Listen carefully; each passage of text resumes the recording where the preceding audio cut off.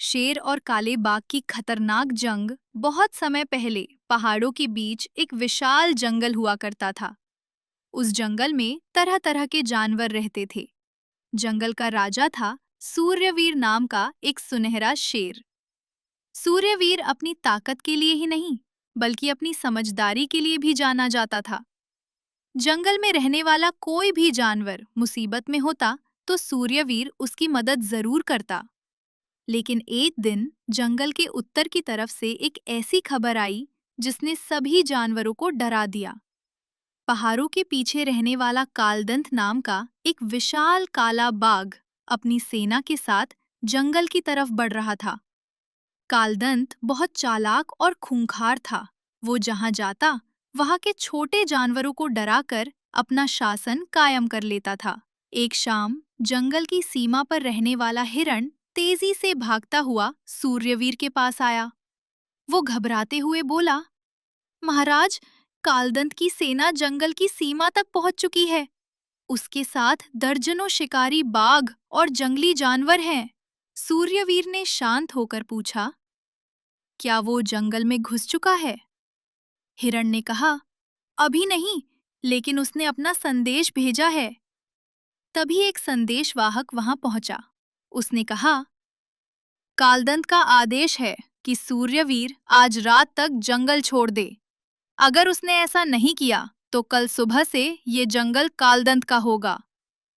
सूर्यवीर ने उसकी ओर देखा और बोला, अपने राजा से कह देना कि जंगल का राजा अपनी प्रजा को छोड़कर कहीं नहीं जाएगा। संदेशवाहक वहां से चला गया। रात को सूर्यवीर ने जंगल के सभी प्रमुख जानवरों की सभा बुलाई। बंदर, हाथी, भालू, हिरण और जंगली भैंसे सभी वहां मौजूद थे। हाथी बोला, महाराज, हमारी संख्या कम है। कालदंत की सेना बहुत ताकतवर है। सूर्यवीर कुछ देर सोचता रहा। फिर उसने कहा, युद्ध हमेशा ताकत से नहीं जीता जाता। कभी कभी दुश्मन की सबसे बड़ी ताकत ही उसकी कमजोरी बन जाती है। किसी को उसकी बात समझ नहीं आई। सूर्यवीर ने जंगल के पुराने हिस्से में रहने वाले बूढ़े कौवा ज्ञानेश्वर को बुलाया। कौवा ने बताया, पहाड़ी के नीचे एक पुरानी गुफा है। उसके अंदर से 3 रास्ते निकलते हैं। अगर कालदंत की सेना वहां पहुंच गई तो हम उन्हें चारों तरफ से घेर सकते हैं। सूर्यवीर ने तुरंत योजना बना ली।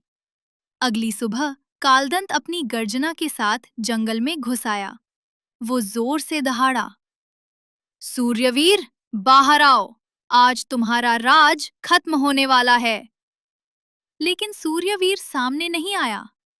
कालदंत ने अपने साथियों को आदेश दिया, पूरे जंगल में उसे ढूंढो।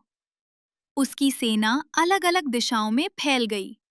उन्हें क्या पता था कि सूर्यवीर ने पहले ही जंगल खाली करवा दिया था।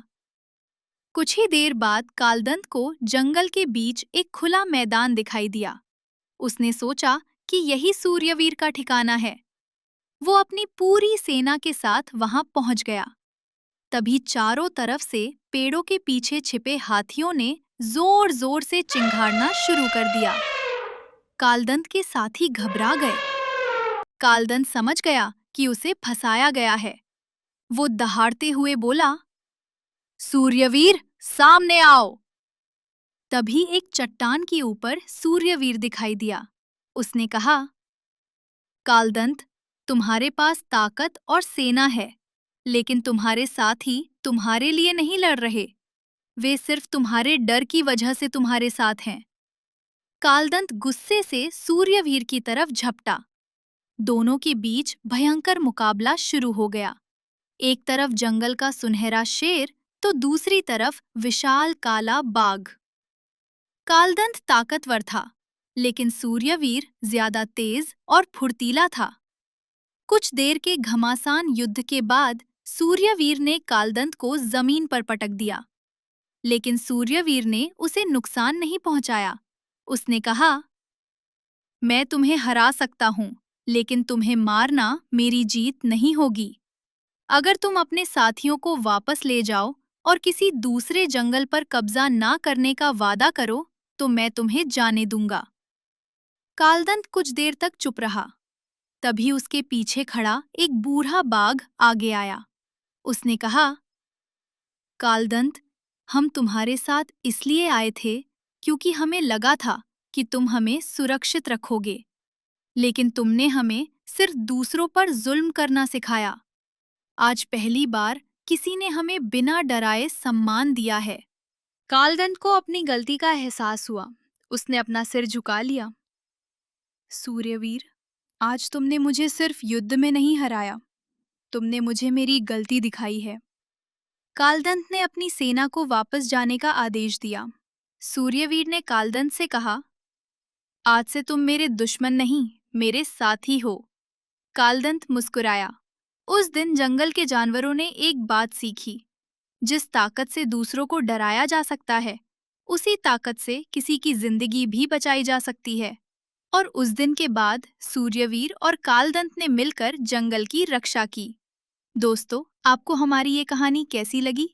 अगर आपको कहानी पसंद आई हो तो वीडियो को लाइक और शेयर जरूर करें, और ऐसी ही मजेदार और रोमांचक कहानियों के लिए चैनल को सब्सक्राइब करना बिल्कुल ना भूलें।